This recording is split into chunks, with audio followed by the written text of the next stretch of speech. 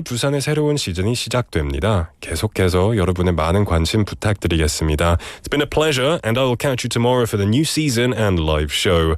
For the last time, it was produced by Chang Hyun-jun and written by Hong Kyung-hwa. I've been your host, Nick. Our last song is going to be Right By You by Lincoln Jessa. The more things seem to change, the more they stay the same. All our clothes are like the emperor's, they can't quite hide the pain. I've learned some lessons that are tattooed on my brain. Yeah, I've flown close to the sun and felt my wings just melt away.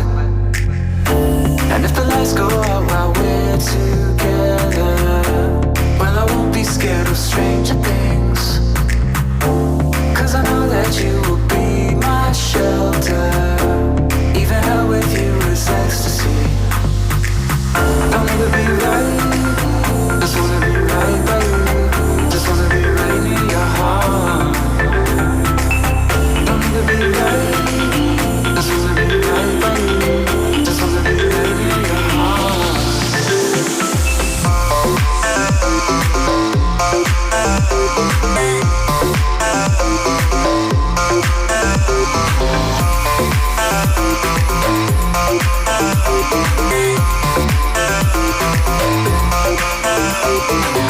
The more I look to learn, the less I seek to blame. 'Cause we're all riders on this rock that's running laps in outer space. I've made some memories I wish I could erase. I've been blinded by the light and swept away by all the rain. And if the lights go out while we're together, well, I won't be scared of stranger things, 'cause I know that you will be my shelter. Even hell with you is ecstasy. Don't need to be right, just wanna be right by you. Just wanna be right near your heart. Don't need to be right, just wanna be right by you. Just wanna be right near your heart.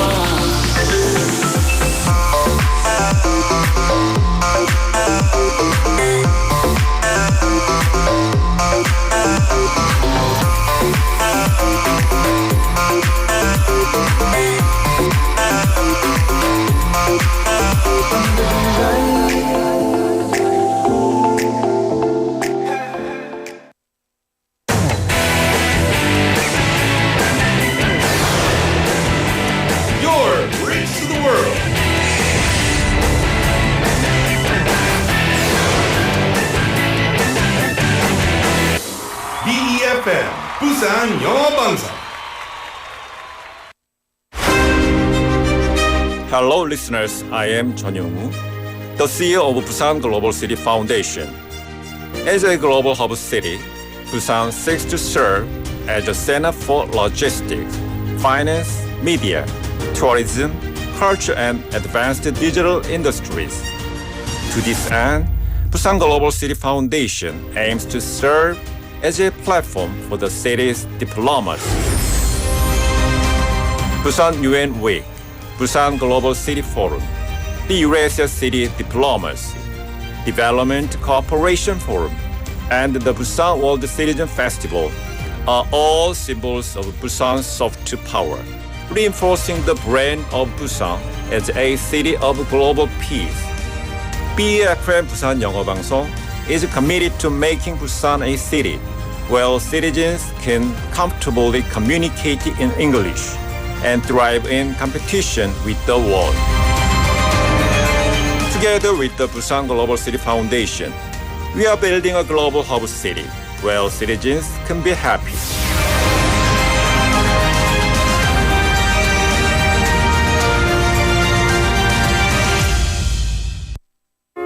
오늘 부산 지역 미세먼지 농도 Air quality in Busan is currently rated bad. high fine dust concentrations are Taking a look expected at the today. Fine dust level is getting higher.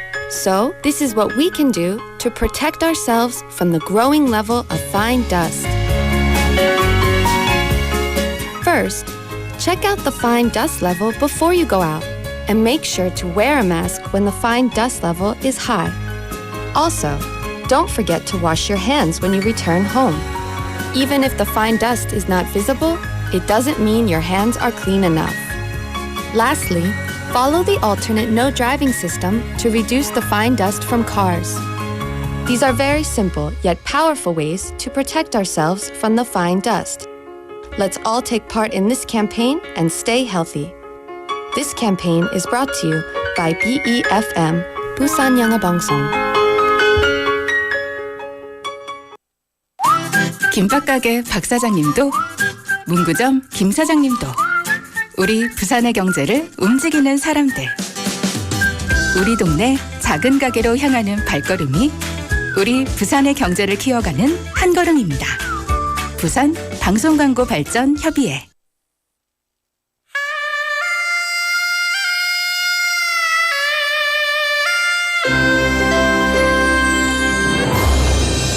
The time is now 7 o'clock.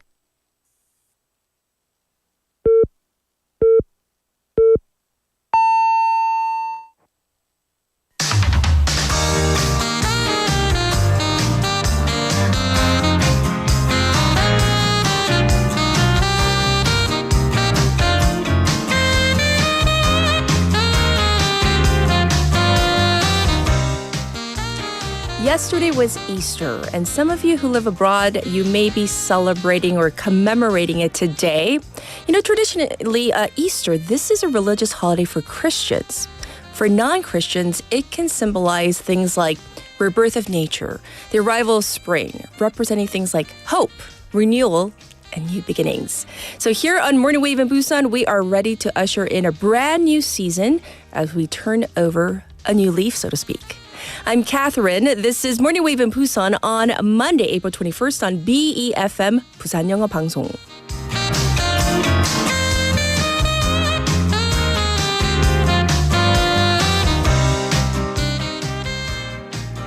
Good morning, everybody, all the wavers out there. Welcome to the brand new season of Morning Wave in Busan. And I know some of you are ready. I see all of you on our YouTube page already. So early, right? I love it. So I think our new producer, 조예지 PD님, she's going to keep things kind of bouncing. She's going to keep things new and fresh. And so she's going to surprise you every morning. We have no idea when she's going to turn on the on button for the YouTube feed. So, you know, this past weekend was full of presidential primary events, right? Including televised debates for both parties, the major parties, which we'll get into later on in this hour. But yesterday was also the National Day of Persons with Disabilities, designated to promote equal rights for people with disabilities and able-bodied people alike. And the most fundamental right in any democratic society is the right to vote. But with the presidential election coming up in a little over 40 days, voting for people with various disabilities is still far off. So the current laws don't allow for someone to go into the polling booth with someone with developmental disabilities to assist them. And for people with visual impairment, they have limited information on what the candidates stand for. So while campaign information is given out in Braille, which is called 점자 in Korean, many people with visual impairment actually cannot read Braille.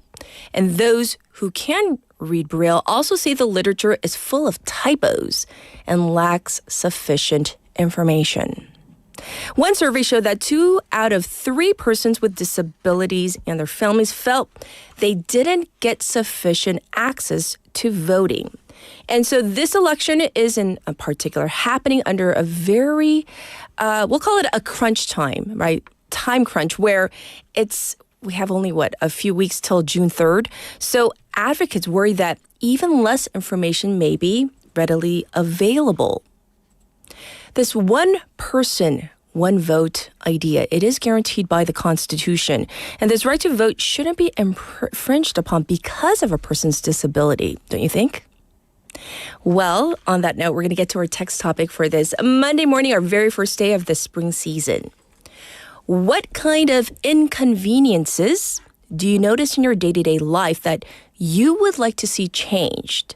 Whether it be mobility-related or even for language barriers. 자, 내가 일상에서 주변에서 보는 개선되었으면 좋겠다. 이렇게 생각하는 게 분명히 있을 거예요. 그래서 이게 점자 블록 확장 그런 거일 수도 있고, what about like 보행로 확대? Are there enough, or shouldn't they be readily available at every single crossing, you might think.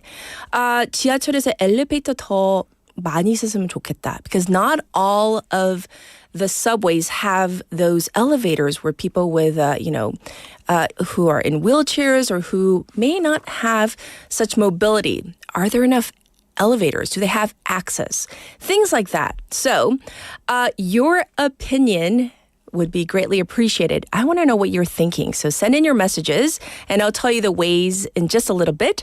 I'll go first just to get the ball rolling. So I think that having these barrier-free kiosks, 우리 요즘에 식당 가면 다 키오스크로 주문하잖아요.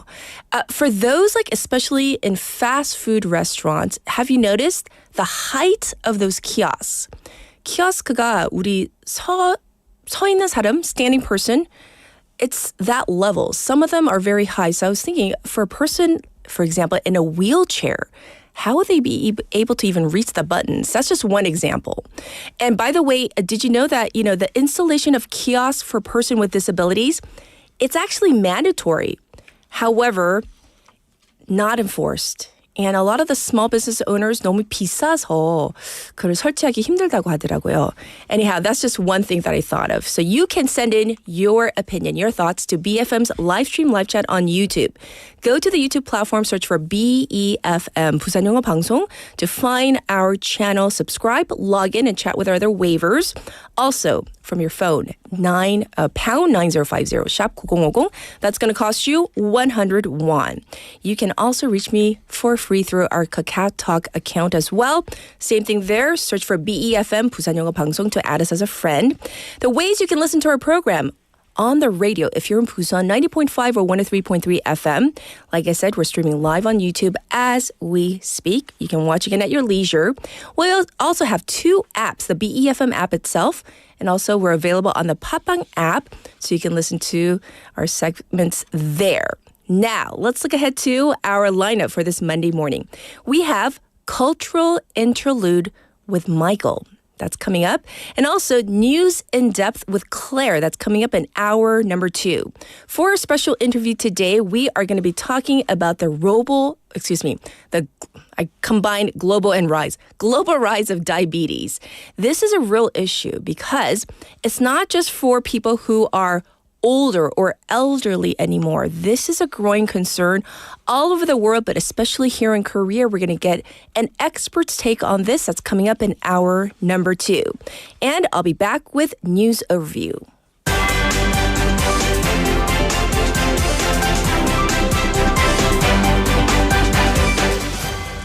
It's now 7:07, and this is News Overview.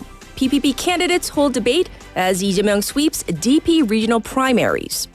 The 8 People Power Party, or PPP presidential hopefuls, went head-to-head in televised debates over the weekend as Democratic Party's Lee Jae-myung began to solidify his position as the party frontrunner.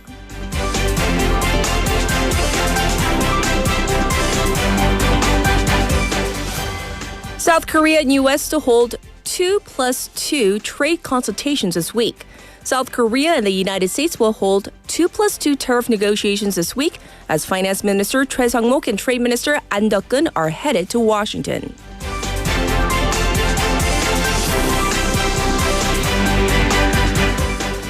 Education Minister to meet with medical students as doctors hold mass rally.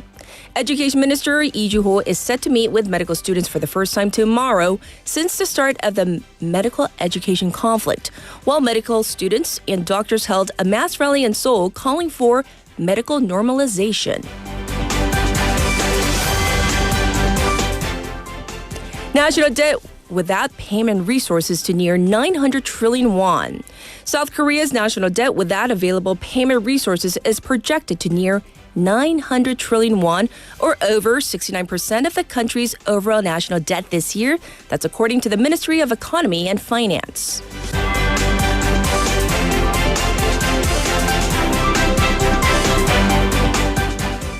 Anti-Trump rallies erupt across U.S. Thousands of protesters took to the streets across the U.S. for a second round of mass rallies against President Donald Trump, dubbed 50-51, or 50 protests, 50 states, one movement. And this was News Overview.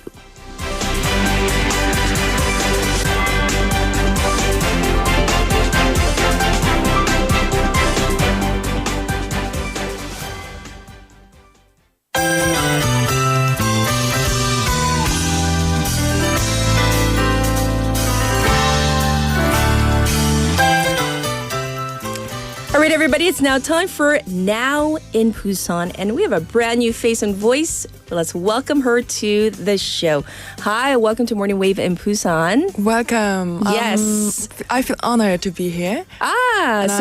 For those of our listeners who may not be familiar with who you are, can you give us a really short intro? Who are you? Yeah, I'm Seojin Yoon, and I'll be bringing you all the latest Busan news every single day this morning.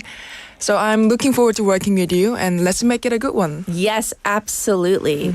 So what do you have for us today? So here are with your weekly news of what's happening in this vibrant coastal city, Busan. We were talking about something that might sound rather technical at first, but actually affects thousands of lives, people's daily lives, especially if you happen to live in Busan. Yes. So have you ever driven through a tunnel and thought, why am I still paying for this? Oh, I have. Well, if you ever passed the Yes. 수정산터널, and the question might have us different from now on. Oh, really? So what's going on there? So here's what's happening. The 수정산터널, which links the district of 좌천도 and 가양동 in Busan, has been run by a private company for over 25 years. It's part of public and private partnership that began in 2002. And since then, drivers have paid tolls from 500 to 1,500 per trip. And now the contract with the private company ends in April 2027. Sure. And this past week, the Busan city government convened what's called Private Investment Project Review Committees, a bit of a mouthful, to talk about what happens next. I see. So up to now, it's been like 501 to 1,501 per trip, depending on the type of car you may have. So what are some of the options they're looking at? Well, they're waiting whether to keep collecting tolls or just remove them altogether. And according to several resources, the conversation leaned toward more of making it free. Oh, but we would rejoice, but why? Why are they leaning towards this decision? A few reasons. For one, the city has already paid off the construction cost. Yes. And second, while tunnel 백양 need costly expansions, Yes. but 수정산 doesn't really need it. So it's still more than 30 years ahead. So I see. So what happens next before the tunnel becomes officially toll-free? Because it's not set in stone yet, right? it is. It's not done deal just yet. The city just needs the local council's approval. That's going to happen in June. Okay. And if the council agrees, the toll will officially disappear. But if they push back or ask for changes, Yes. the whole plan could be revised. I see. So we'll definitely look forward to the decision. And then when it comes down, we'll let our listeners know, right? Yeah. All right. Now let's move on to our next item. Now let's take a moment to talk about something truly remarkable happening here in Okay. Busan. And there's an exciting shift underway, one that's embracing the future while honoring the past. Yeah. So we need details. If you can elaborate on what you're talking about. Of course, the city has repurposed an old school building. And rather than simply just closing it down, they are breathed new life into it. So for instance, creating a new space where students, teachers, parents even can immerse themselves in the world of technology and innovation. Sure. And the Software and Artificial Intelligence Education Hub, located in North Busan, opened its doors in just last month. Yes. And it's already attracting thousands of visitors. So let's see what's next. Oh, absolutely. But we need further details because for people who are interested in this, and I love the idea of kind of like repurposing an old building. What's amazing about this place is the hub is drawing attention with its hands-on and interactive exhibits and immersive experiences from virtual reality to robotics, AI, and even exports. Yes. And isn't this amazing how a space just brings together so many facets of modern learning all under one roof? Right. So this whole idea of repurposing this space. So how is this a good example of doing so? The center is also impressive because it's sprawling four floors. Okay. And each area is thoughtfully designed to engage and inspire. For example, we've got immersive experience on the first floor. Everything from AI and VR to interactive digital and art galleries. Okay. And there's also a robotic park and metaverse lab and even an esports area. Yes. So how do you think this space will kind of shape the next generation of leaders and creators? Because, I mean, that's the whole point of the space, right? Yeah, it's all about nurturing curiosity and creative thinking, isn't it? It's just these students aren't just being taught to learn, like just use technology. They're being empowered to create it. Yes. It's all about fostering problem-solving skills, critical thinking, and collaboration. And it's being said, these are qualities that will drive the future forward. The director of the center really captured this vision. Like he speaks about how a goal is to give students not only the skills they need to succeed, but like also the confidence that the future innovation need to have. Indeed. All right, so let's move on to our next story. So this is regarding the first half Busan Startup Expo, which is going to be held at 벡스코 from the 24th to the 26th. That's coming real soon. Right. For all dreamers, creators, and would-be entrepreneurs out there, I have something rather exciting to share. Yes. This coming Wednesday, 24th of April, the Busan Startup Expo opened its door at 벡스코. Yes. And the event will run for 3 days. 3 days, remember? Filled with inspiration and opportunity. Yes. So it's not just for like browsing and whatnot. What's going to be happening there? There are going to be lots of stuff happening, right? Exactly. What's truly brilliant about this expo is that it marks the 25th of anniversary this year. So for 25 years, they've been backing cool ideas, smart innovation, and anyone brave enough to take the scary first step into the business world. Yes. And you'll find everything from low-cost startup models and unmanned shops to ever popular sectors like restaurants, cafes, dessert, and those wonderfully quiet study cafes.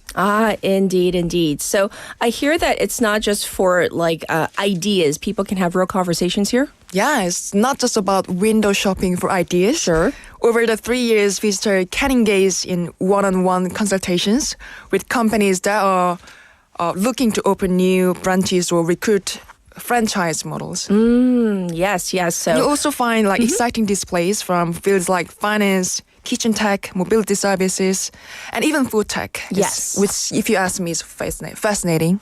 Yes. Well, this is once again going on for 3 days from the 24th to the 26th. And we're going to call it a wrap for Now in Busan. So welcome to the program, and I look forward to many days of working with you. Thank you. Thank you so much. Everybody, this was Sajin, and we're going to get to our traffic and weather.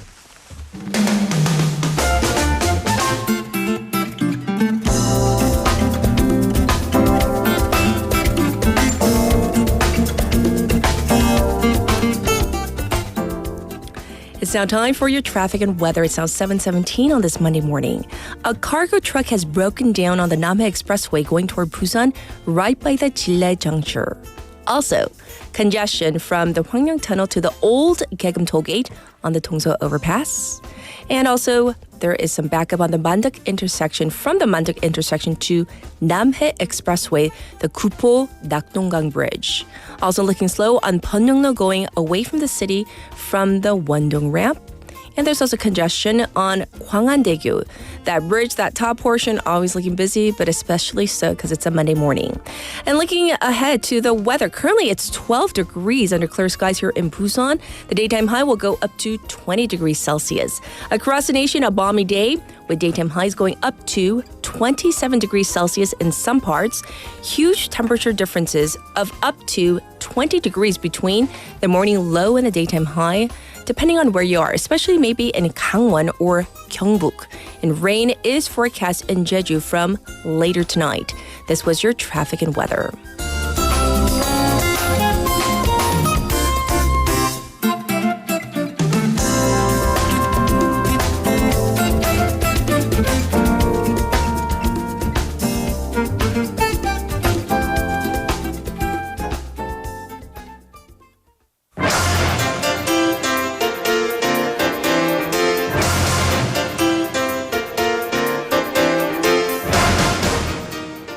All right, everybody, it's now time for top stories. And so we have guess who? Haley's back. Yay! Good morning. Happy new season. Happy Monday. I know. How was your weekend? Pretty good, pretty good. I'm in full out cleaning mode because the parents come back today. And have I been cleaning the past 10 days? No.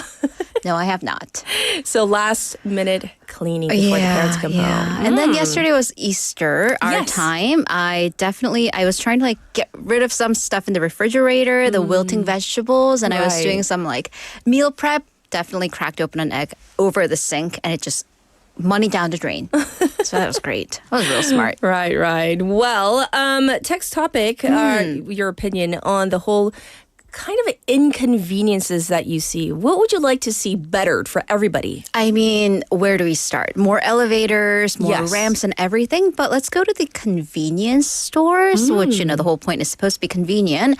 But that's really for able-bodied and Korean-speaking people. That's true. My sister used to work at a convenience store, and she had an international student who was vegan come in and ask her, so what can I eat? Because I can't read any of the ingredient list.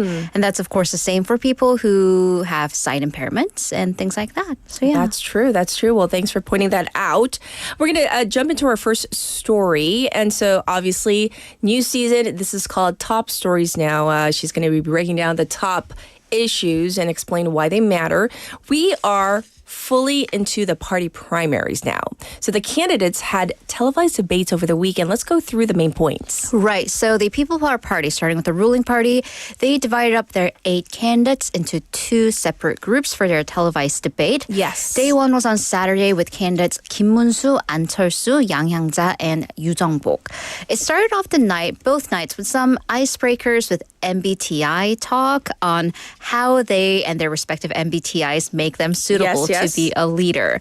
But one common ground these 4 candidates stood on was the anti-Lee stance, with all the candidates emphasizing how they are the most opposite of the Democratic Party frontrunner and how they can win against Lee in the actual presidential election. So going through the point by point, Yang Hyang-ja actually even had a performative aspect where she tore up a piece of paper with Lee Jae-myung's policy on it. I see. All 4 candidates also agreed that the policy of basic income, 기본소득, would be, quote, the worst for the country's treasury. However, the big point of contention was on the martial law declaration and imposition. So Kim Mun-soo kind of defended the martial law imposition as one that was triggered by the Democratic Party's series of impeachments. Right. An Chol-soo, on the other hand, critiqued the former president's lack of repentance and apology for this party getting a bad name.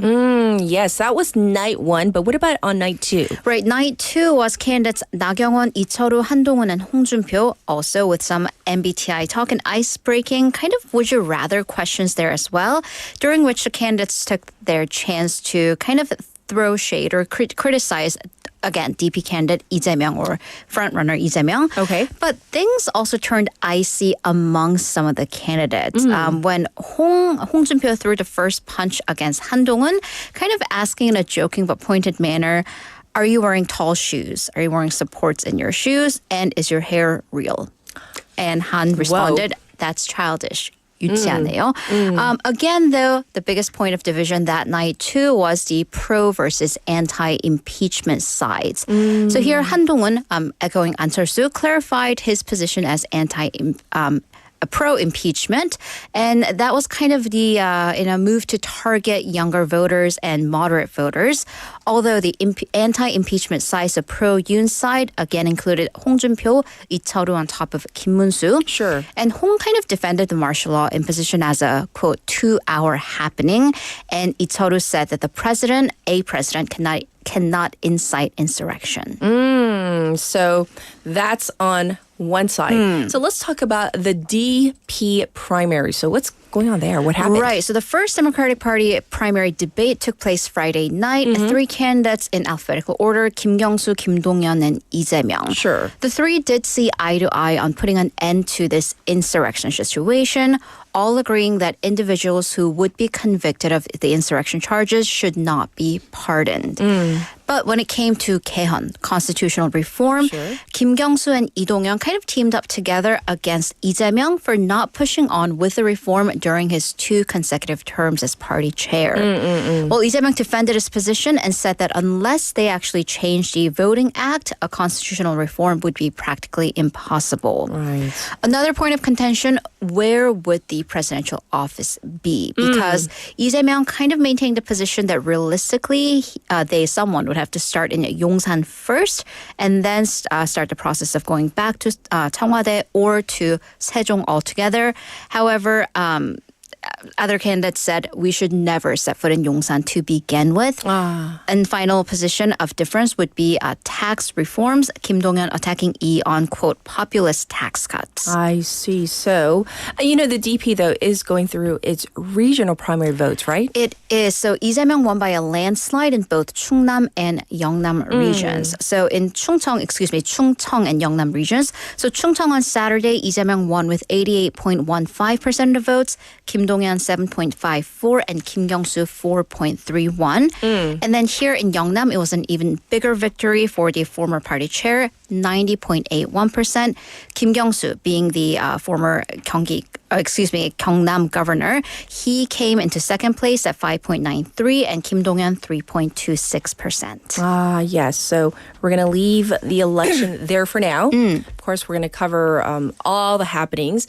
But as I mentioned earlier, yesterday was a day of persons with disabilities, 장애인의 날. So let's shine some light onto really relevant issues. Right. So, and I do have to warn you, it's this trigger warning. We're going to be talking about abuse. So unfortunately, because abuse against people with disabilities is still rampant. And it unfortunately affects the most vulnerable groups. So young people, children. Yes. And there's an ongoing trial of a woman who's facing allegations of murdering her own child who had, it was a boy with developmental disorders.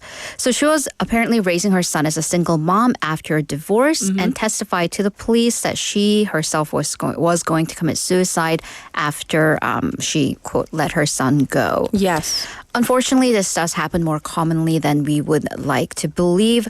According to the Health and Welfare Ministry data, in 2022, there were 6.1 children with disabilities under the age of 10 who died of homicide, and that's out of every 100,000. Wow. That's about 6 times higher for the same age group of children without disabilities. Oh my goodness. And experts say that many of these were at the hands of their caregivers. So that rings alarms into welfare of families who have disabilities, whether that be emotional, physical, or even financial. Yes. And these issues, again, can range from money and commitment. And experts now are saying that there's a need for a wider net of kind of a social welfare for parents' mental health as well. Yes. Such a serious issue. But, this issue of abuse, it's a really serious one for young people with disabilities. Right. So now we're looking at a slightly older group, for example, teens and those in their 20s especially, because they show the highest rate of suspected abuse, accounting for a total of a quarter of all cases against people with disabilities. Okay. And the pattern is that the younger the victim is, the more exposed to abuse they are. And of course, that applies kind of to everyone. There are steep increases in abuse against children and teens with disabilities.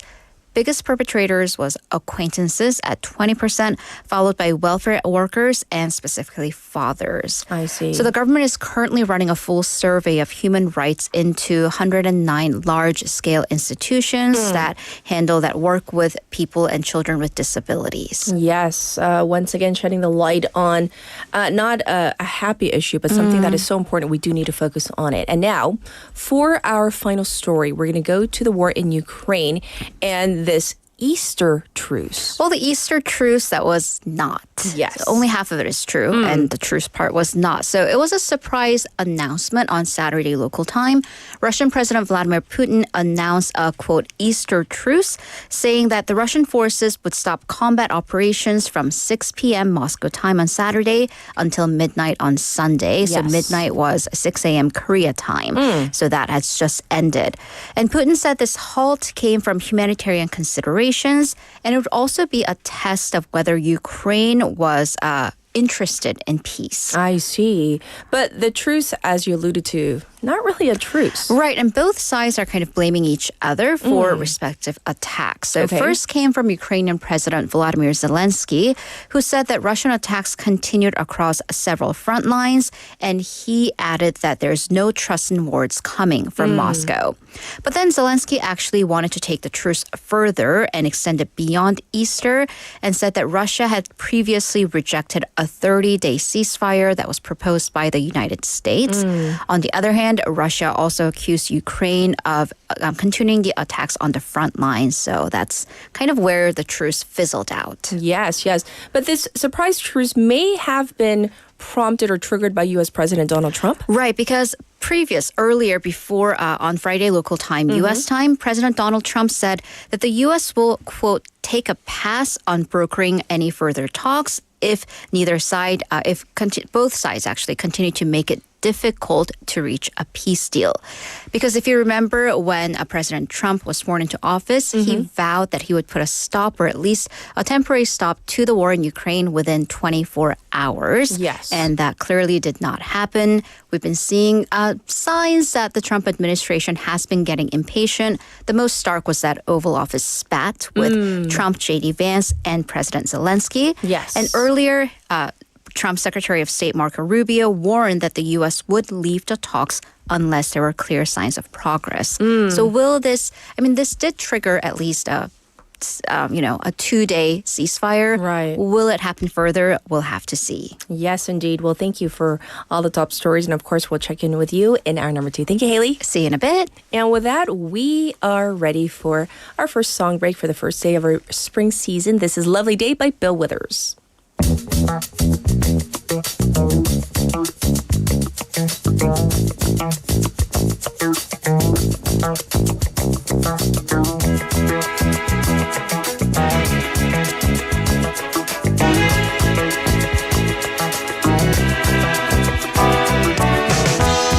When I wake up in the morning, love, and the sunlight hurts my eyes, and something without warning, love, bears heavy on my mind. Then I look at you, and the world's alright with me. Just one look at you, and I know it's gonna be a lovely day.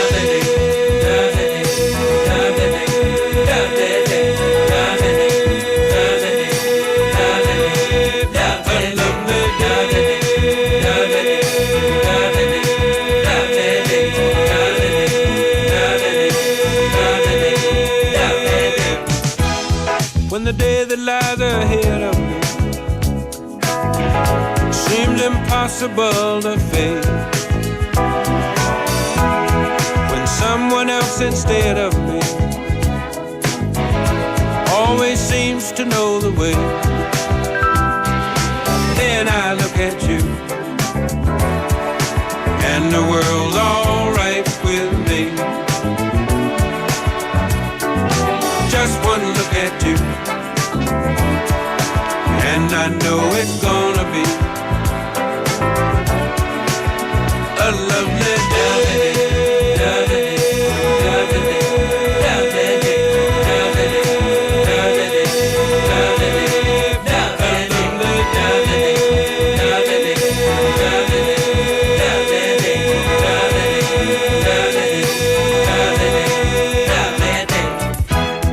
When the day that lies ahead of me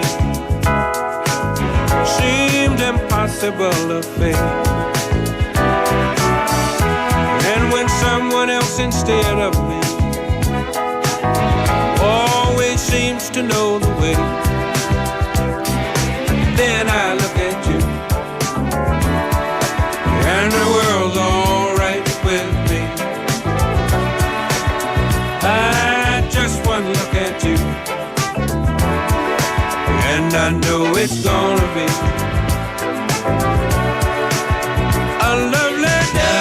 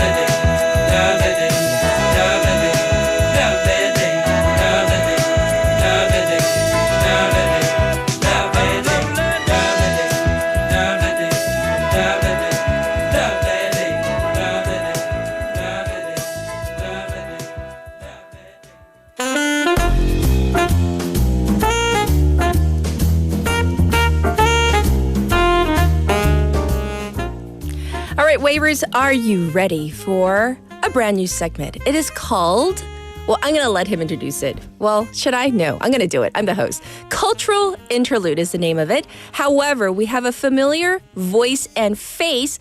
Although he's a little bit far away today, let's welcome Michael Kang. He is back. Welcome back. 안녕하십니까. Hello, Wavers. Should I say hola, ¿cómo está, Miguel? No? Gracias. De nada, Not so de good nada. with that. So the reason why I spoke my rudimentary Spanish to Michael is because I hear that you are far, far away. Where are you? Yes, I am almost on the other side of the globe right now. Uh-huh. I am in Spain. Ooh, in which city? The capital city. I'm in Madrid. Oh, I'm so I just jealous. Yeah, it's a great city. It's a beautiful city with the, amazing looking buildings and great food, great people. So yeah, I'm glad to be here. Yes. So can you explain why you're there? It's not for just leisure, just not on vacation, right?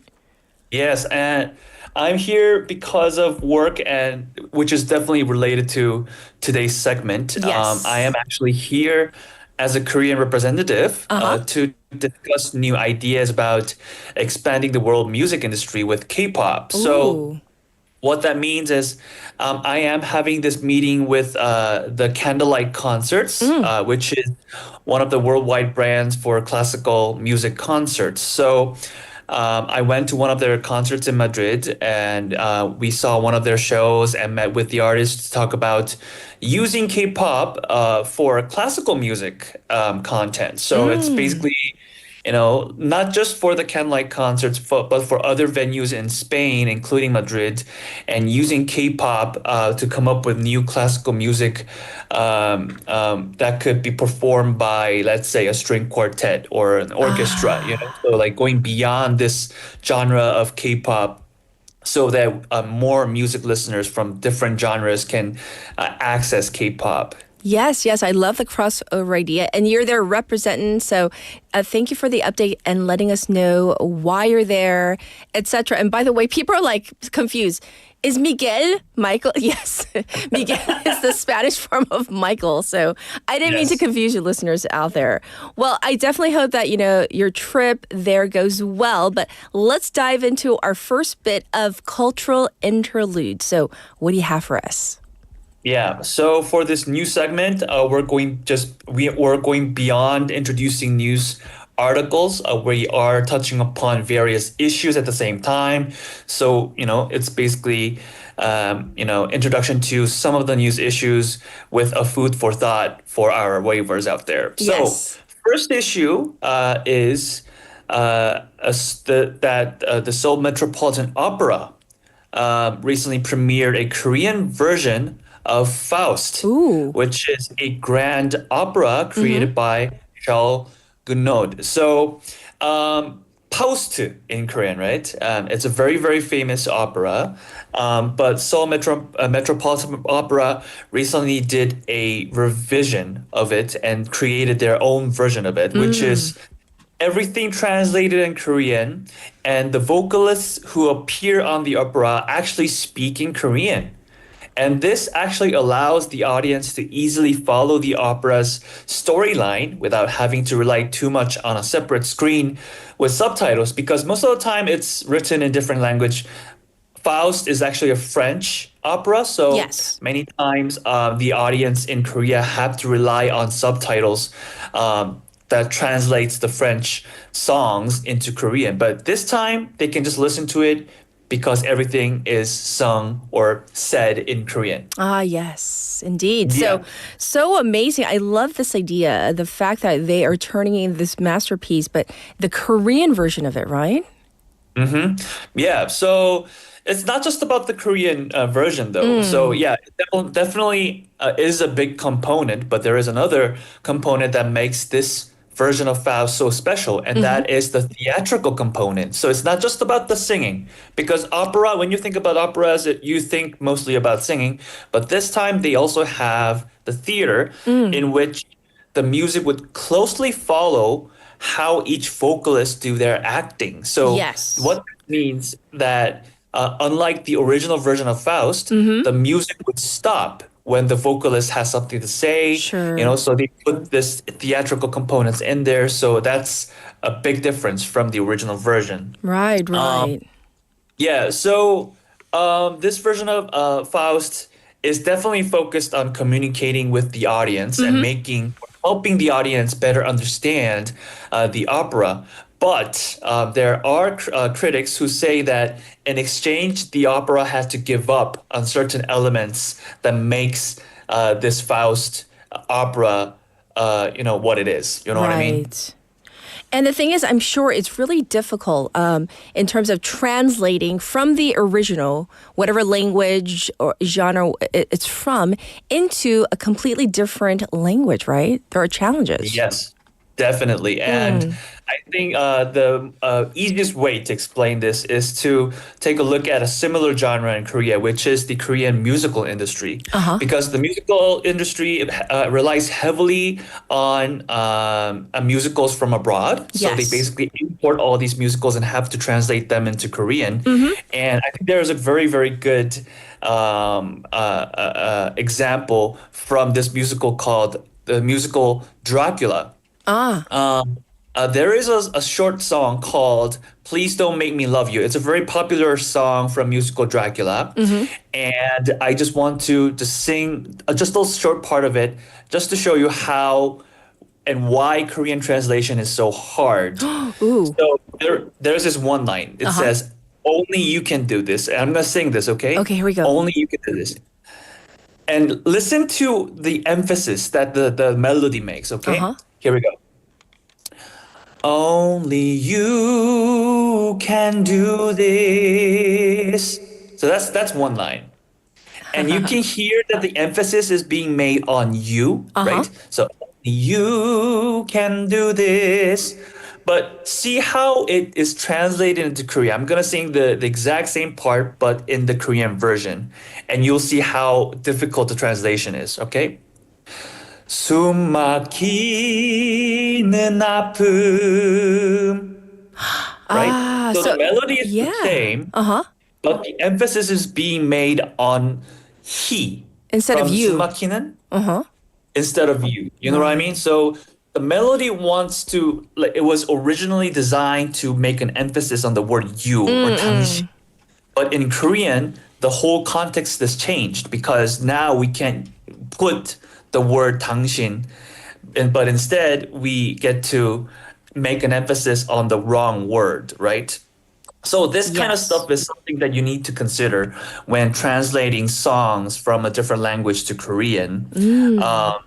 And this is a big problem for not just for musicals, but also for the operas being held in Korea. So Faust, translating them into Korean, it's a very, very good idea, but we have to make sure that, in the future, when we do translate these musicals from abroad, we have to make sure that it coincides and it resonates with the melody as well. Indeed. So that's a great point that you made. And thank you for singing it in both languages so we get a better idea for that. But are there any Korean musicals that have been translated into other languages? So we're talking about vice versa. Yeah, good question. So there are a number of musicals that were made in Korea and being exported to other countries. That includes, notably musical Matahari or musical Jack the Ripper. And there are also Korean-made musicals that were produced in a foreign language. So it started off as a foreign language, and that's the musical Dreamgirls by OK Production. And these are some of the Korean musicals that are being either exported or being produced at the initial stage in a foreign language. So this is, I guess, one of the ideas to overcome the question of translation. But, there are more foreign musicals out there than Korean musicals. True, and we'll have to work more and try to make better translations. And I have so many messages coming in. I'm just going to read a few just for you, Michael.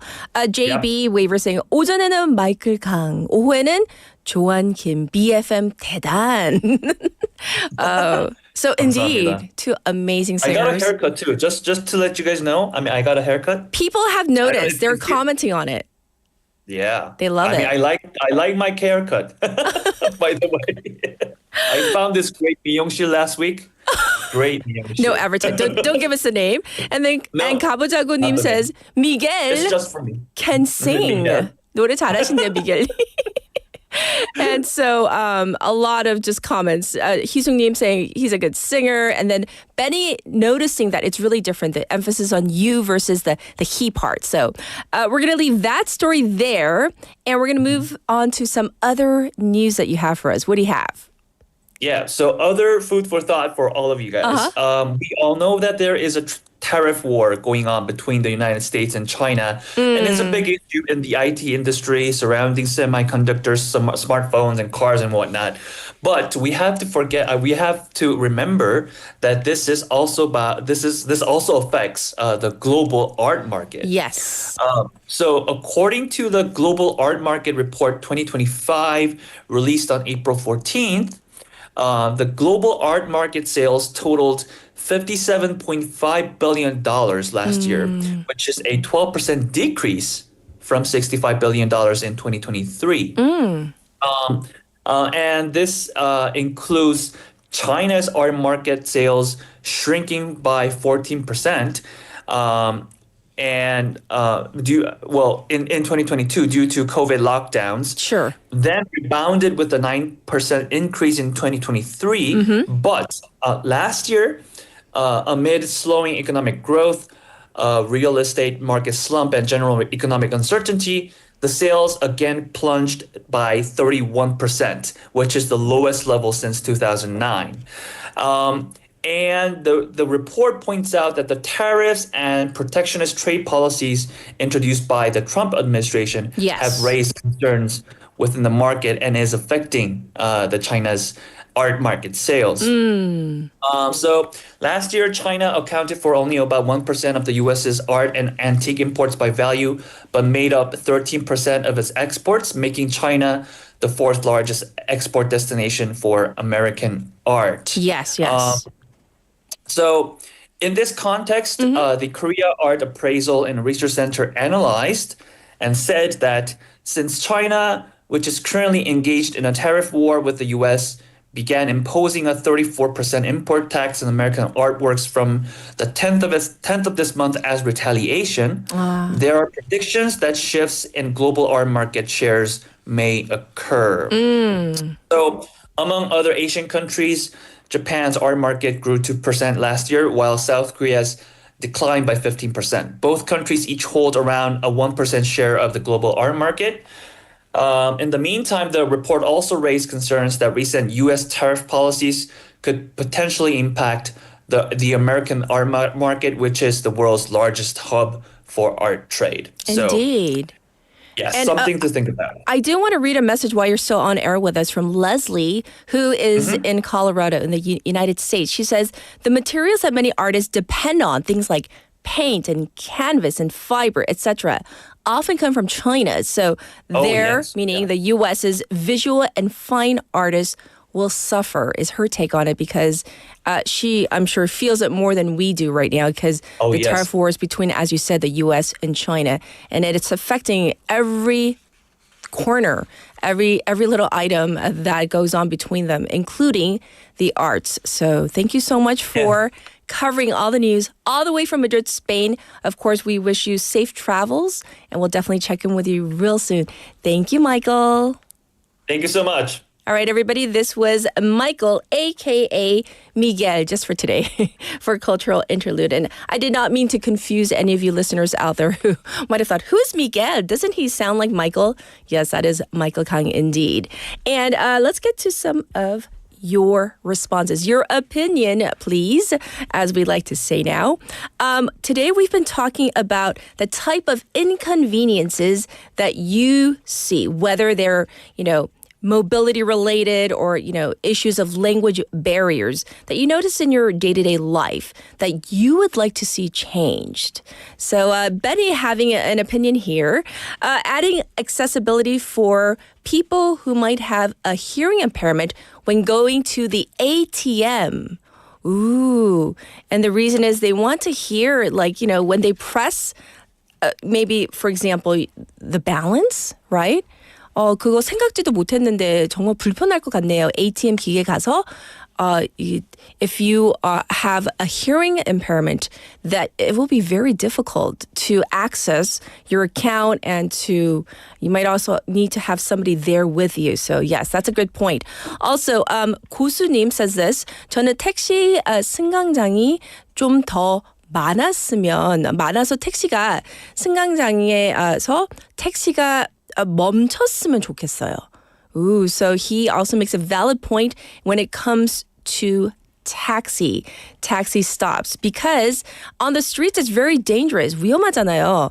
하게 멈추면, and he goes on to explain that there might be accidents, 사고가 날 수도 있고, and so on and so forth. So I do hear your opinions, waivers, and you have such good ideas as to how we can make our society more inclusive. So people, whether you are able-bodied, whether you have a disability, that you're able to get around our city or country better, also just to have better access. And I also mentioned once more, I want to talk about my idea, the whole idea of kiosk. 키오스크가 엄청 많잖아요, 요즘에요. But I also have noticed that they're at a standing person's level. So I know some restaurants or some places of business, they do have ones that have been lowered. They have a kiosk of different height. But if we can make that more universal or actually just enforce that. There are laws in place that supposedly say that they're mandatory to have kiosks for people with disability, but apparently that's not being enforced. And even the business owners, according to one of the stories I read right before I went on air, saying that they don't even know what the law is exactly, that it's causing some confusion as well. So let's look ahead to hour number 2. We have 와글와글, that's staying pretty much the same, but we also have our special interview. Remember, we're going to be focusing on people with diabetes, and this is a world issue, not just for the higher rate here in Korea as well. And we also have News in Depth with Claire. So we have some new faces, new voices, and of course, some of the same as well. And once again, this is the first day of, our spring season here on BEFM. And in particular with Morning Wave in Busan, we definitely have some changes as well. All right, we're going to get to our final song for hour number 1. 이렇게 돼 있으면요, 저 진짜 헷갈리는 게, is it mystery or is it mystery? Is that it? Both. Okay. 둘 다 된대요. This is by 박지윤. Enjoy. I'll be back at 8. I love it.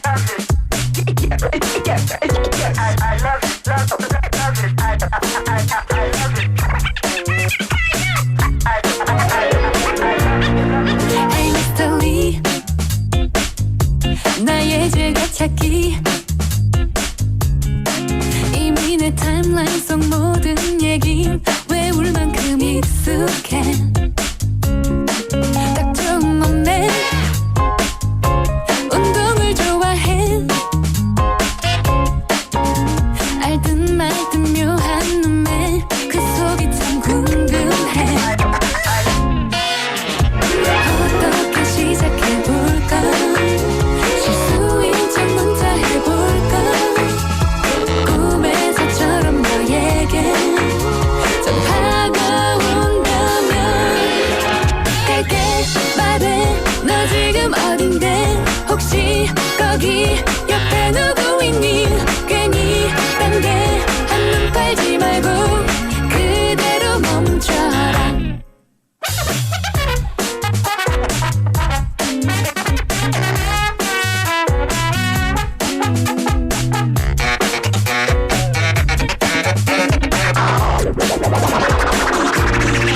Hey mystery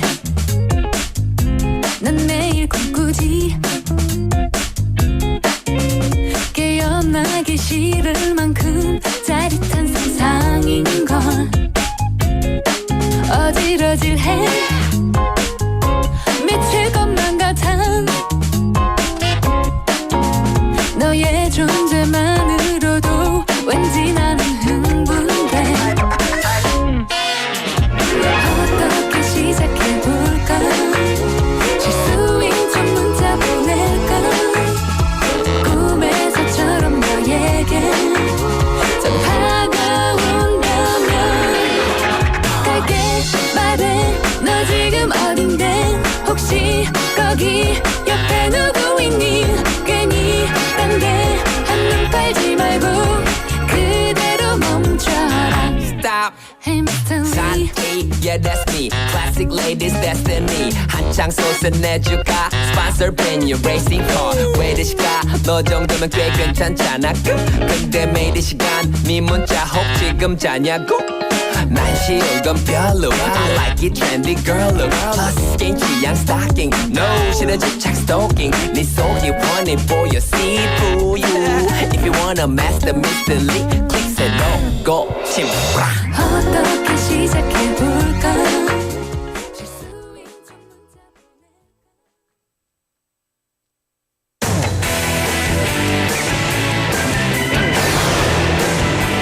Your Bridge to the World.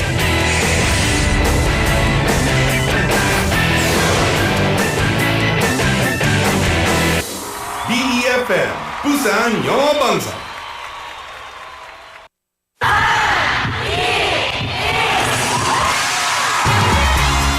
부산의 축제 어디까지 즐겨보셨나요?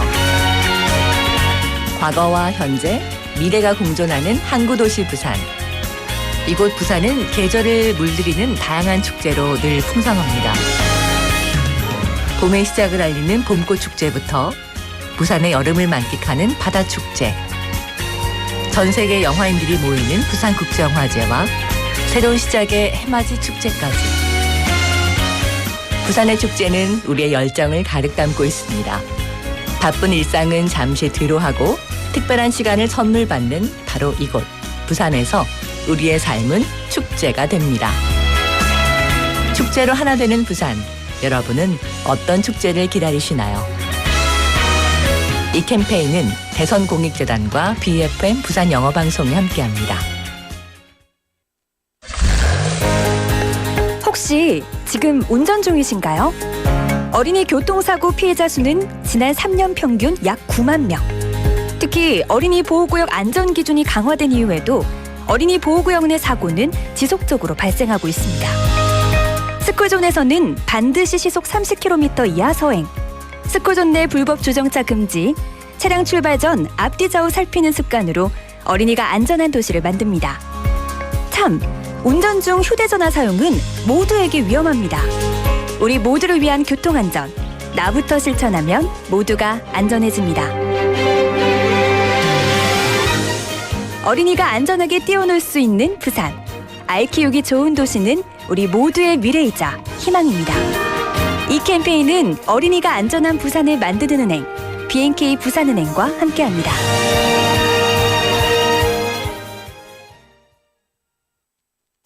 The weather is so nice today. I'm sure this won't be a big deal. A 3-second long lapse in judgment can burn up an entire mountain, which will take 100 years to recover. We can protect these lush forests if you follow these guidelines. First, do not bring flammable materials to the mountains. Second, do not cook or camp in the mountains. Third, do not litter cigarette butts. Your small actions are the first step towards protecting the beautiful forest. This campaign is brought to you by BEFM 부산 영어방송.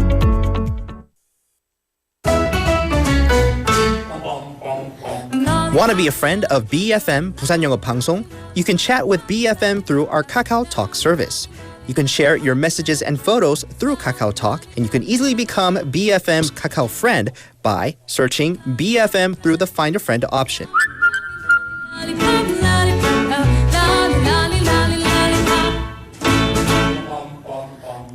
Come share and chat with us at BFM anytime, anywhere for free. Don't forget to add BFM Busan Yeongo Bangsong to your Kakao friends list. Man, I haven't got a chance. I call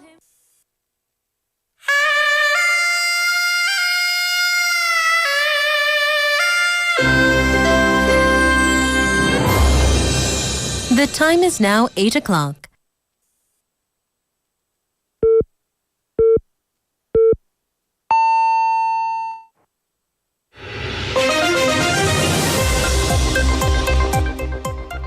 Welcome, everyone. This is Hour 2 of Morning Wave in Busan, and this is Spotlight News.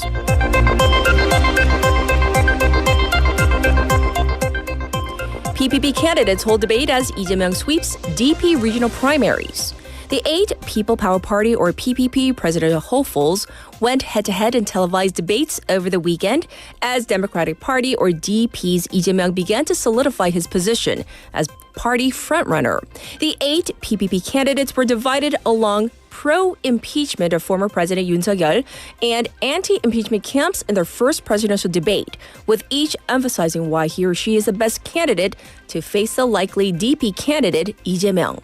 Lee, for his part, swept the 2 regional primaries over the weekend, taking 88.15% of the votes in the Chungcheong area and 90.81% in the Yeongnam race.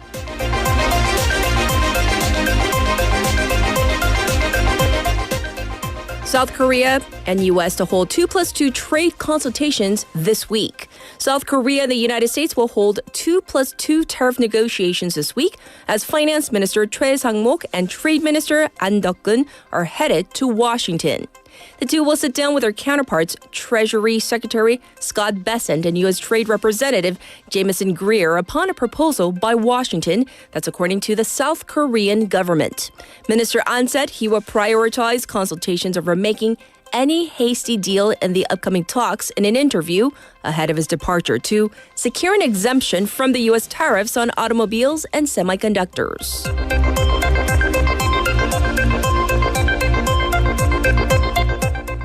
Education Minister to meet with medical students as doctors hold mass rally. Education Minister Lee Ju-ho is set to meet with medical students for the first time tomorrow since the start of the medical education conflict, while medical students and doctors held a mass rally in Seoul calling for medical normalization. Lee will attend a roundtable discussion hosted by the Korea Medical Policy School to explain how the government and universities plan to address the current academic disruption while hearing from medical students. Meanwhile, some 25,000 students and doctors protested the government's medical reform policy in Seoul yesterday, calling on the government to admit its mistakes, apologize, and present solutions to the current crisis.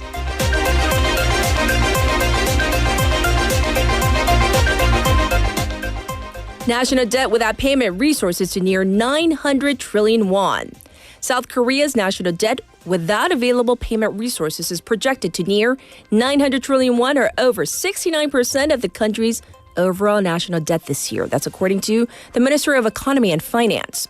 National debt without payment resources refers to debt that has been repaid with taxpayers' money. In the meantime, household loans by the 5 major banks in the country rose by 2.5 trillion won this month, totaling 741.5 trillion won, following the government's lifting of real estate restrictions in some affluent Seoul area neighborhoods.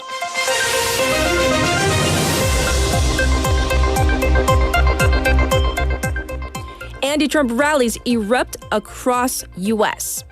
Thousands of protesters took to the streets across the U.S. for a second round of mass rallies against President Donald Trump, dubbed 50-51 for 50 protests, 50 states, one movement. The most recent polling from Gallup suggests 45% of voters approve of Trump's performance in the first quarter of his term, which is higher than the figure from the same period his first term, but lower than the average rating of 60% for all presidents in the last 70 years. Earlier, the Supreme Court blocked the Trump administration from deporting a group of immigrants in Texas under the Alien Enemies Act. And this was Spotlight News.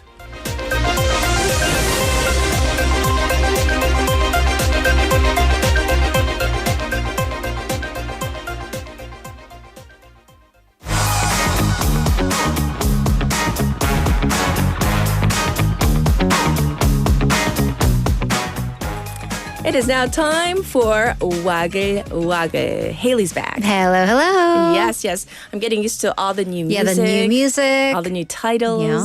Yeah. Yes. So we're going to jump into our first Wagga story of the new season.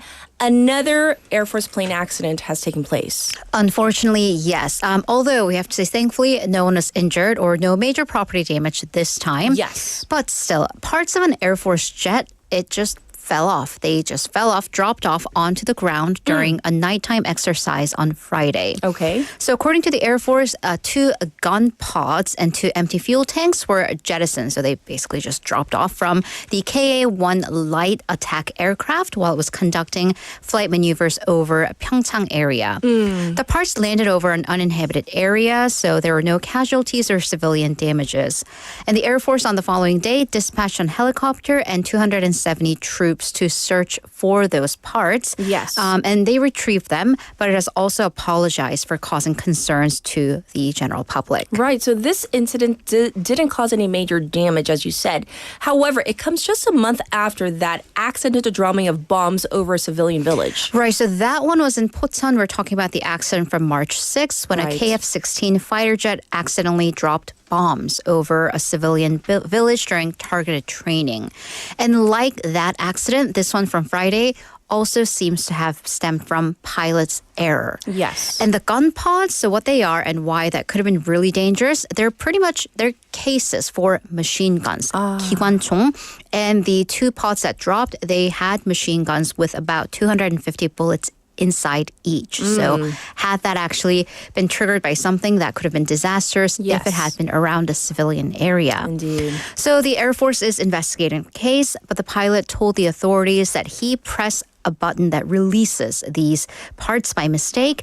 And there is criticism that the Air Force, or at least some of the members, may be lacking discipline.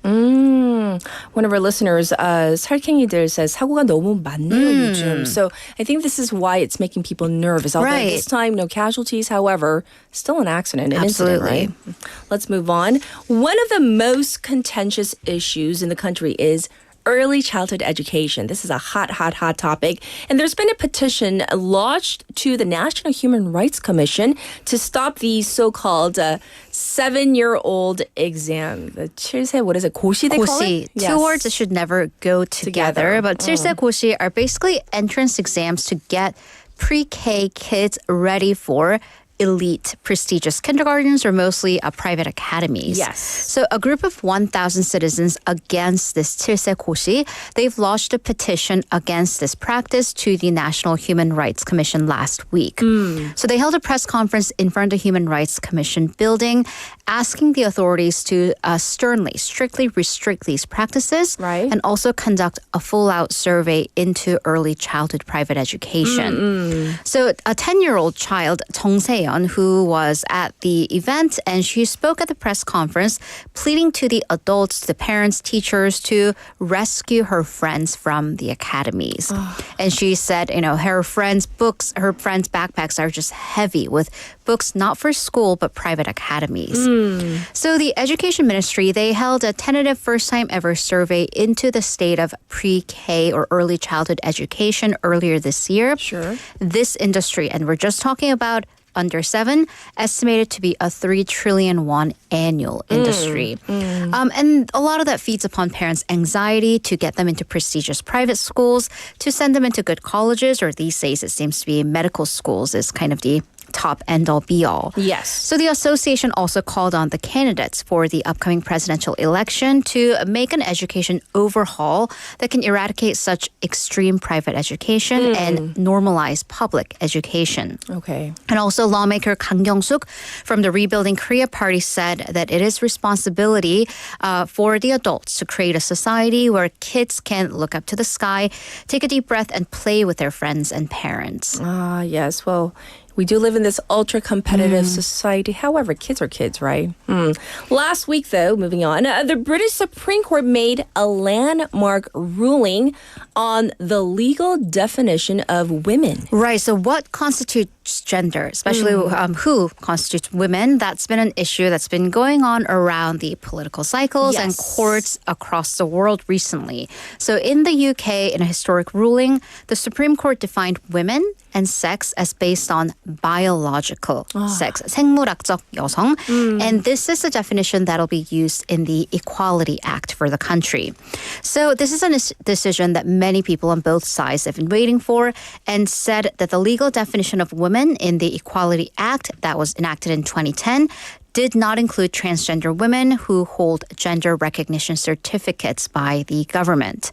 So the decision was naturally welcomed by gender-critical activists with the group For Women Scotland that's financially backed by the famous author J.K. Rowling, who wrote Harry Potter. But this could also have far-reaching impact in sports, the military, and something as everyday as changing rooms and bathrooms. True.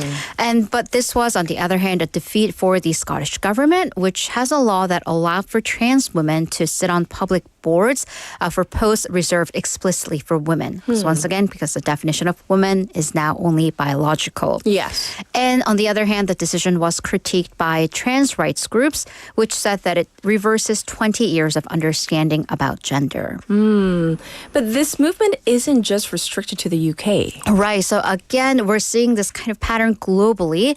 Legal attacks on transgender rights are expanding. So looking at the United States, President Donald Trump has filed a lawsuit against the state of Maine, which allows for transgender athletes, especially male to female athletes, to compete in school sports. I see. And that's a particular issue that he has been really campaigning against.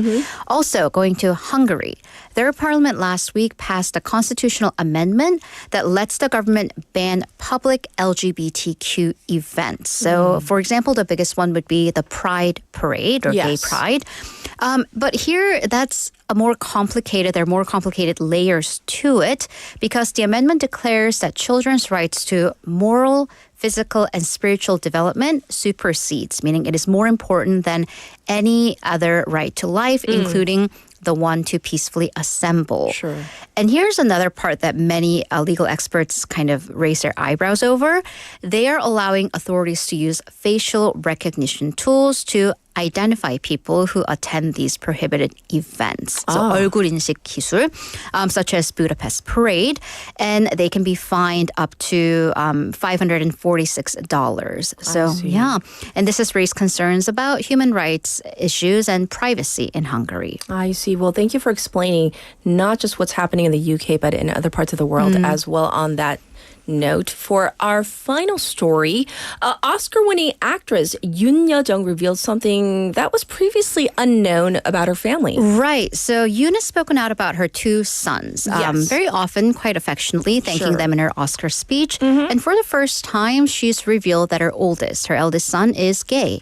So she's on the PR rounds for her upcoming film Wedding Banquet, 결혼 피로연, and revealed in an interview with Variety that her oldest came out in 2000, and that she threw him a wedding in New York when he got married, when gay marriage became legal in the state of New York.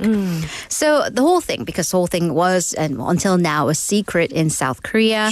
She said that the entire family had to fly to New York to celebrate. And as for the family, she expressed affection for her son-in-law, joking that she loves him more than her son. Well, she did speak about the issue of same-sex couples in South Korea, did she not? Right. So she also expressed some apprehension over how people in South Korea would take it. She said, I'm not sure how people at home would take it. They might throw a book at me when I return. In a different interview, Yoon said that South Korea is not open at all on this issue of homosexuality, gay marriage, that South Korea is a very conservative country, but that it's also a personal issue to her. So, and this actually ties into her film. Again, the film it's a Hollywood movie, Wedding Banquet, 결혼 피로연. Yes. But it also kind of has really close ties to South Korea. It does have a Korean aspect to it. So the film is about a gay man marrying his lesbian friend. So it's apparently it's called a lavender marriage. Oh, it is? So basically that's when one or at least one partner in a marriage is is homosexual, but they kind of have a marriage of friendship for other issues. I believe in the film, the guy is trying to get a green card and the woman is trying to have a baby. So in vitro fertilization. I see. But so that's common, except the sweet, unassuming grandma, played by Yoon, is really happy about it, and he's Korean American or Korean trying to be American. So she's throwing them this whole traditional Korean banquet. So hence the title of the movie. Yes, hence the 피로연, 결혼 피로연. So yeah, a lot of different comments under this particular article online. People are discussing it, but ultimately that. Some people are saying it is brave for a mother to speak out about her son and really embrace the family. Indeed. We have some comments regarding our earlier story. Everybody says this. 7살에는 뛰어놀아야죠 is one comment. And then we have Tommy saying 7살 때 구구단 한글 하고 천자문 외워서 아빠한테 검사 받았던 기억이 스물스물 난대요. Okay, the 구구단 thing, the multiplication table. Me too. I think it was basically our like pre-nighttime ritual. We'd have to like sit with my parents and they'd be like 89, and I'd have to say the right answer. And then if I got 3 right, I could go to bed. But I basically had to repeat it until I got 3 in a row right. But for real, 천자문, like you had to learn Chinese characters. Wow. I still don't know. Like I never learned it, period. Any. Yeah. I have an excuse. Well, you never though. learned it, but I have an excuse. Right? I barely can read Korean. So. Yes, I don't know. What did I do when I was 7, though? I was thinking back to this. In 7, I was obviously in California, so I was reading a lot of books. Right. Because like my mom was a staunch, like you have to read. And so I did a lot of reading. I did play with friends, though. And I did go to a lot of lessons. So I kind of feel like even though it was in America. Right. 네, 시험은 안 봤지만 조금. I do remember a lot of playground time. And thankfully, because my apartment right now, it is right in front of the playground, I do hear screaming children like after school. Sure. And while I'm like, okay, you guys do need to tone it down a little bit, Just but a I am little. happy that they're there. Outside. Yeah, I'm like, okay, you guys are playing. All right. Absolutely. But can you not scream? But great. Be kids. Well, thank you for all the wa글. And of course, we'll check in with you tomorrow. Thank you, Haley. Have a great day. All right, now it's back to you, the waivers. It's time for your updated traffic and weather.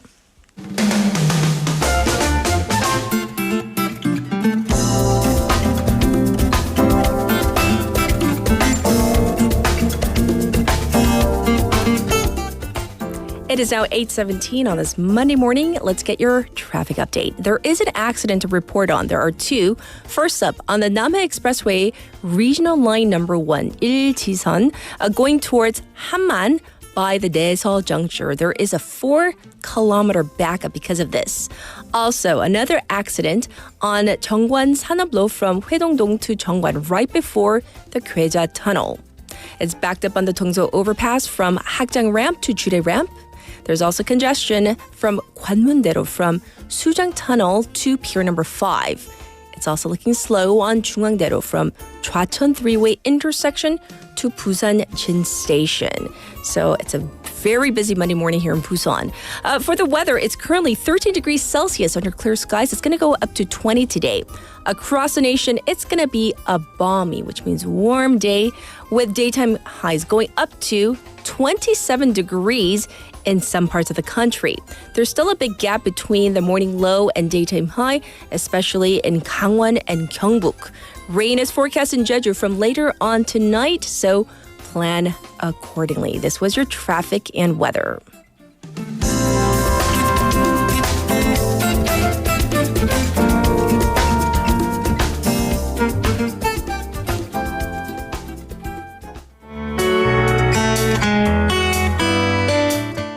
And here's Everything by Michael Bublé.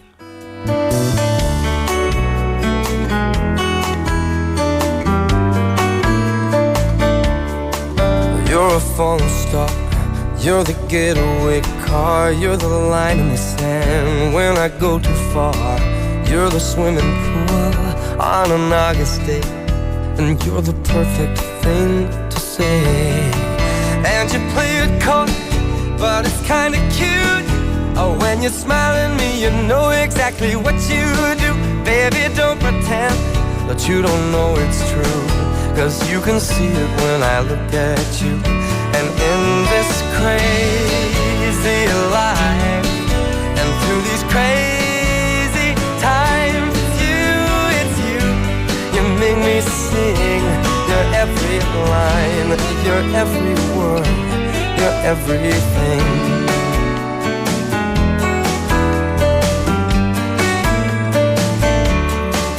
You're a carousel, you're a wishing well, and you light me up when you ring my bell. You're a mystery, you're from outer space, you're every minute of my everyday. And I can't believe that I'm your man, and I get to kiss you, baby, just because I can. Whatever comes our way, I will see it through. And you know that's what our love can do. And in this crazy life, and through these crazy times, it's you. You make me sing your every line, your every word, your everything.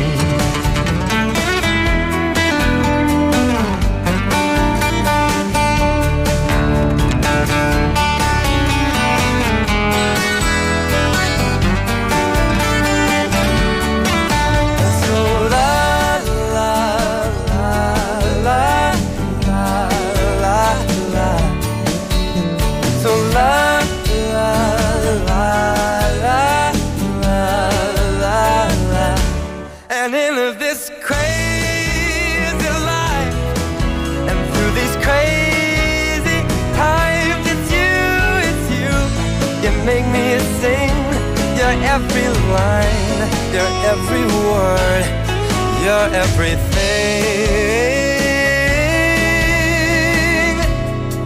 your every song, and I sing along, 'cause you're my everything.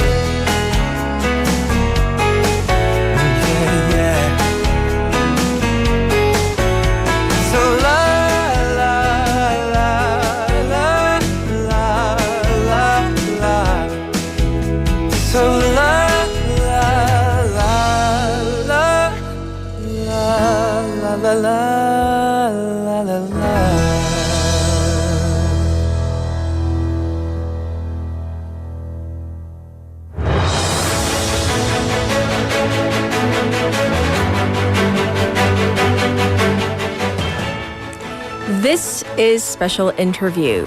Today we're going to focus on something that I'm sure affects many of us.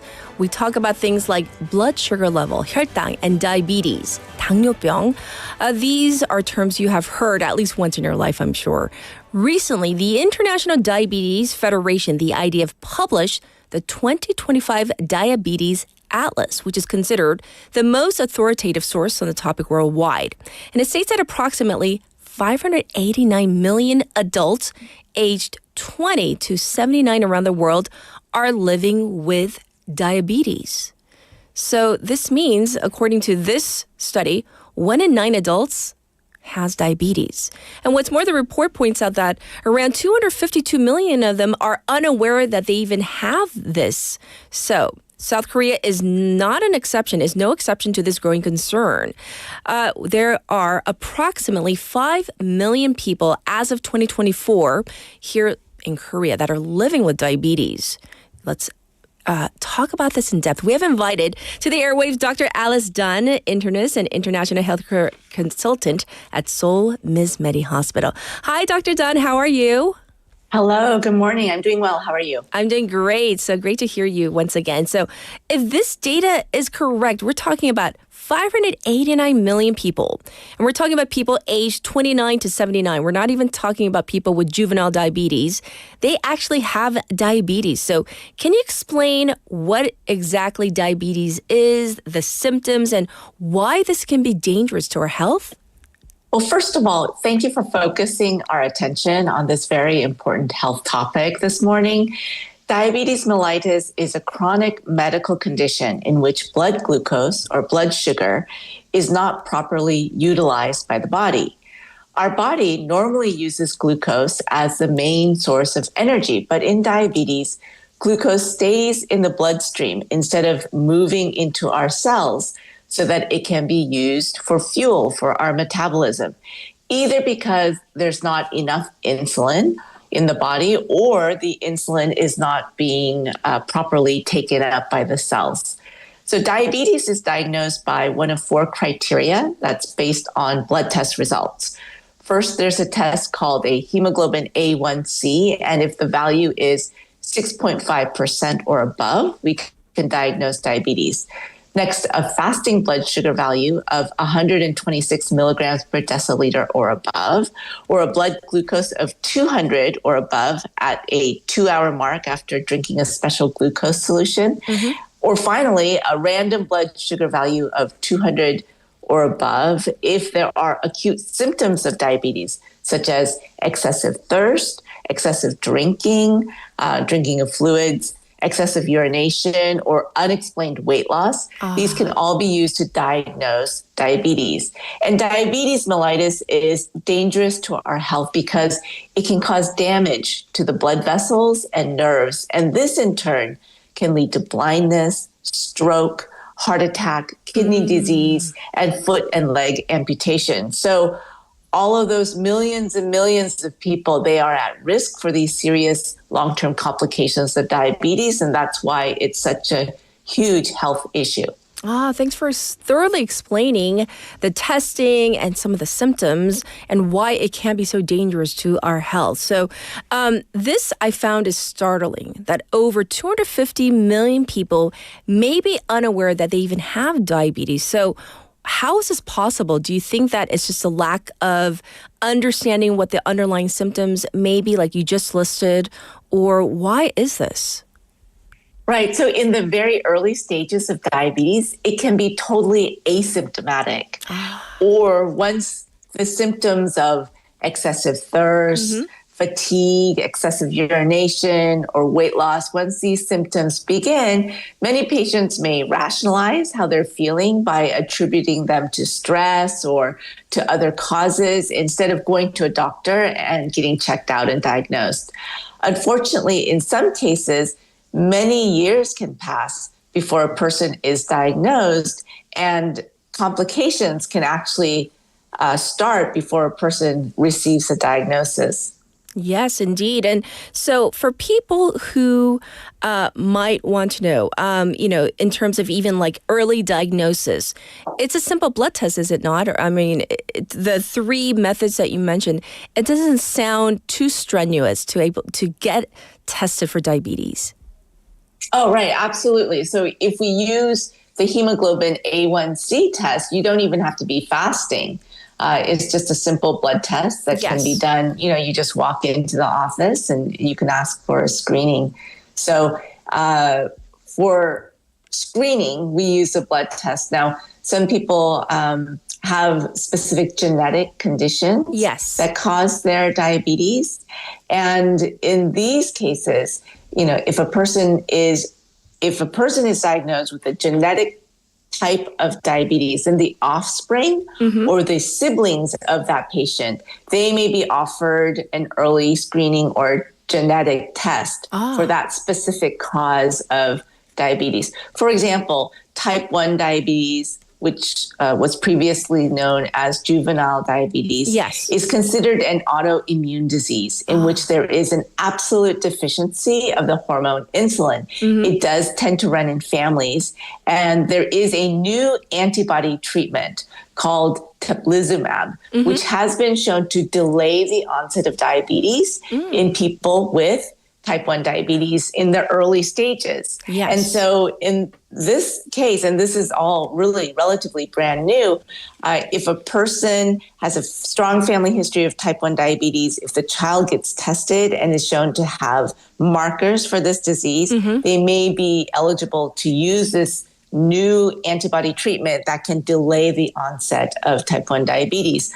Also, there's a genetic condition called MODY, which stands for maturity onset diabetes of the young.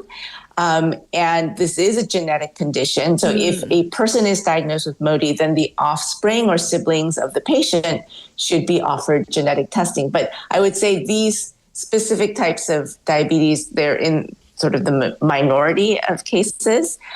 Just getting a screening blood test, as I said, the hemoglobin A1C, you don't even need to be fasting. That's usually the way to screen for diabetes in most people. I see. And so I have a number that to me is kind of mind-boggling.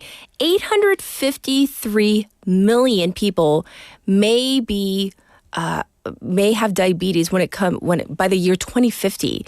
That's a huge number. So does that mean that right now, as we speak, that number is going up right now around the world? Yes, the number is going up. And it is startling. It's almost 1 billion people. And one of the major risk factors for diabetes is being overweight or obese. And so one of the reasons why there has been this sharp increase in the diagnosis of diabetes is thought to be attributed to the parallel increase in weight that we're seeing in people around the world. Sure. Other potential causes include lack of physical activity in people who have lifestyles and work patterns that do not involve physical labor. Sure. Also, aging is a major risk factor for diabetes. And of course, people are living longer. So that's another reason why we're seeing more people diagnosed with diabetes. An increased intake in highly processed and sugar-loaded foods is considered a risk factor as well. And of course, there's a shift in diets now around the world. There's also research on the roles of epigenetics, environmental hormones, and gut bacteria. And these may also be potential causes or risk factors for diabetes. And so definitely we are seeing an increase in the number of people, and we need to pay attention because entire economies can be affected by the need to take care of people with diabetes and all of the complications. And so this is something that's an urgent issue.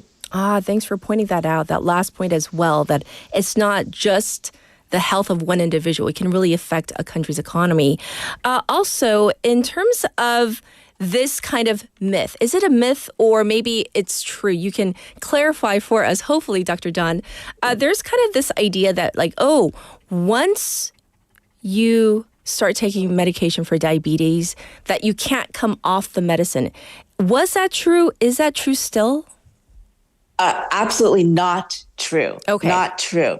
So there is something called a legacy effect. And what this refers to is in the early stages of diabetes, if you get your blood sugar under really good control, your body seems to remember that. And the legacy effect is people who have very tight, excellent control early on in their disease tend to have better outcomes later on. And so I have patients that are diagnosed with diabetes. I'm very aggressive for getting their blood sugar under control. And I may use multiple medications. But once that phase of what we call glucotoxicity. In other words, the high blood sugar kind of feeds on itself and causes more problems. Once we get the blood sugar under tight control early on, I have many patients who are able to get off most or even, all of their medications once they get the lifestyle, patterns in place and their acute high glucose levels are controlled. They can get off of most or sometimes all of their medications. It's quite encouraging for a lot of patients. Thank you so much for clarifying. Yeah. You don't have to be on medications for the rest of your life if you make the right changes and if they happen early on. Well, here in Korea, Dr. Nan, as you well know, rice is considered a staple food here. So many people, they actually think that, the rice that you consume, and then that's closely linked to the blood glucose levels. So for those who are concerned about spiking those blood glucose spikes, and generally speaking, what should we be careful of when we eat? So the ingestion of any simple carbohydrate or starch can cause blood sugar values to spike. So white rice, white bread, sugary drinks, dessert foods, potatoes. These can all cause an increased blood sugar in a person who has resistance to insulin or not enough insulin. So substituting whole grains such as brown rice for white rice or whole wheat for white flour-based breads is one step to improving the diet. I also recommend making plain water or unsweetened tea the only beverage that is consumed. So no sugary coffees, no like energy drinks, drinks that tend to have high sugar content. Those should be avoided altogether. Some people take drastic measures such as eliminating all carbs from their diets, like the keto diets, which can make controlling blood sugar values easier, but it can also make eating a balanced diet that is low in saturated fats difficult. And so what I recommend is a no added sugar, low salt diet that focuses on fresh vegetables, legumes, these are beans, lean sources of protein, whole grains and nuts. This is a general dietary advice that I give to my patients with diabetes and pre-diabetes. Well, Dr. Tan, thank you for the wealth of information that you have shared with our listeners today. And of course, we wish you the best. Thank you, Dr. Tan. Thank you. This was Dr. Alice Dunn with our special interview on the global rise of diabetes. A lot of food for thought as we think about this on a Monday morning. I'll be back with Claire in just a moment.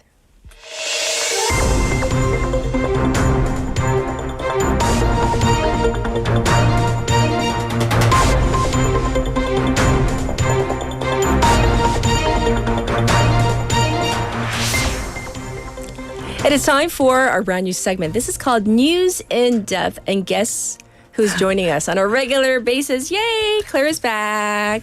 Hello. Welcome back. Good morning, Wavers. Yes, Thanks, Kat. Good morning. Really glad to be here as your regular Monday guest. I know. I'm excited. From now on, I'm already looking forward to this. Yes. So what exactly is News in Depth? What are we going to be doing? So there's always more to the story than a headline. That lets on. And that's what News in Depth all about. Yes. Every Monday we'll go beyond the headline and take time to understand what's really happening, why it matters, and how it all fits into the bigger picture. Well, love the concept. So let's dig in. What do you have for us? So let's start here at home with Korea's early 추경. Or 추경. supplementary budget. Okay. Yes. So this is important because it usually comes right like before summer or early in the summer. But it seems like this year it's a little earlier than usual, because we're still kind of in spring mode. We're in April. Just getting to spring. The yes. 추경 is already here with us. That's the key question. So this year's 추경 is arriving in April and the timing is no accident. Korea has a presidential election coming up on June 3rd. That's right. As we all know, after President Yoon was impeached in March. So this is the first major fiscal move under Prime Minister Han Duck-soo, who's now acting as president. Indeed. So this is kind of like the first big move in the post-Yoon Suk-yeol government, right? That's exactly right. Yes. And it's a signal. The administration wants to show it's moving quickly on national concerns like disaster recovery, economic pressure, and stay competitive in tech. And the official line is urgency, not politics, but the timing definitely invites some questions. Indeed, lots of question marks. So it's kind of a mix of political urgency and national needs. Exactly. Officially, it's about responding to national emergencies, but the political timing is undeniable. Yes. Well, let's get into the numbers. How big is this package? So it's 12.2 trillion won, which is 12.2조 won, around $9 billion US. Okay. The government says there are three main goals for this 추경: disaster response, AI and trade support, and public relief. Okay, well, let's start with disaster response. What's included in this? So that's a 3.2 trillion won section. Korea's seen some major wildfires, especially in eastern regions. So 1.4 trillion won is going directly into recovery. Okay. And they're also boosting their response capacity, bringing in 30 AI surveillance cameras, 45 prevention drones, 6 forest helicopters, and 48 wildfire response vehicles. Okay. And there's 200 billion won for upgrading aging public infrastructure like bridges, tunnels, and roads, things we don't really think about until something goes really wrong. Unfortunately. What about trade and AI, though? So that's a 4.4 trillion won. Okay. And it's all about preparing Korea for long-term competition. So 2.1 trillion won is going to help business hit by trade risks and support supply chain stability. And 1.8 trillion won is for AI development. Securing 10,000 high-performance GPUs. This is 고성능 graphic 처리 장치, training tech talent, and expanding Korea's AI innovation fund. Okay. And lastly, and 500 billion won goes to strengthening strategic industries like semiconductors. So it does sound like there is kind of like a strong focus on like future tech. Very much. Korea's treating AI like the next semiconductors, something that's going to define national competitiveness.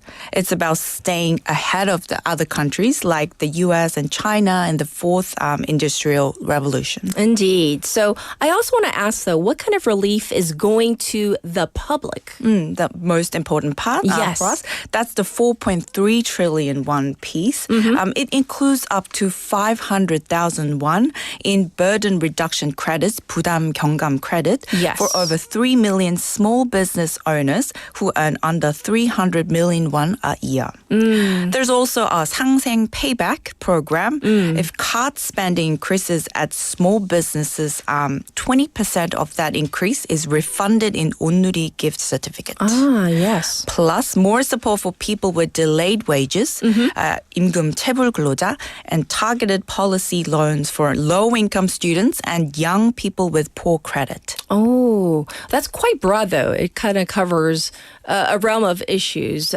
So there might be concerns like, are they trying to do like too much? Yes, they are. Okay. Some economists say the budget is trying to cover too many bases, stimulating long-term innovation while also delivering short-term relief. I see. It risks spreading itself too thin. Others argue it lacks a clear focus, especially considering how it's being funded. Yes. And of course, we got to get into the political side. Politically, that's where things get more pointed. Okay. Over 8 trillion won of the budget is being financed through debt. Specifically government bonds, 국채 발행. And with the presidential election just weeks away, critics are questioning the timing. Some say this 추경 might be more about political optics than solid economic strategy. Oh, and that brings us to the debt, as you just mentioned, the debt side of big things. Debt. Yes. Exactly. Of the 12.2 trillion won, 8.1 trillion won will be funded through deficit financing bonds, 적자 국채. That's obviously new national debt. Okay. And with Korea's debt to GDP ratio already climbing, some are warning this could add longer-term pressure on public finances. Okay, so I do also want to talk about the opposition, the main opposition party. Obviously, yeah. Interestingly, the Democratic Party isn't pushing for less spending. They actually want more.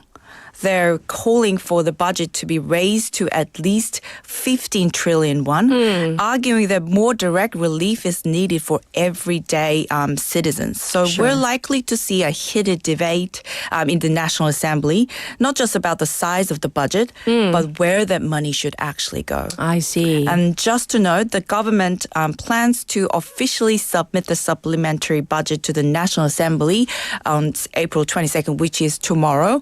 So we'll start to see how all these plays out. Indeed. Thanks for going over the ins and outs, though, so we have a better idea of this supplementary budget. All right, we're going to shift gears and go to the U.S. for our next story. So over this weekend, people took to the streets, it seems, in every state, right? So what's going on? Can you explain? Because I mentioned it, earlier in news, but we need the in-depth look into this. So this was so-called the 50-51 movement, which stands for 50 protests, 50 states, one movement. It was a national-scale demonstration against President Trump's recent policy, timed to mark the 250th anniversary of the American Revolutionary War. Ooh, and that's definitely symbolism there, right? Very powerful. It was. Protesters held signs that read "No Kings," echoing revolutionary language to oppose what they see as Trump's growing authoritarianism.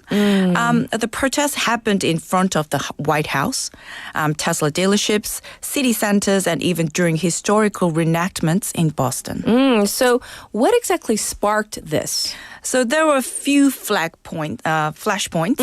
The most emotional one was the wrongful deportation of Kilma Abrego Garcia to El Salvador. He was mistakenly removed, and the Trump administration has so far refused to help bring him back. Okay. Another target was Trump's Department of Government Efficiency, known as DOGE, which is slashing government jobs and reducing federal programs.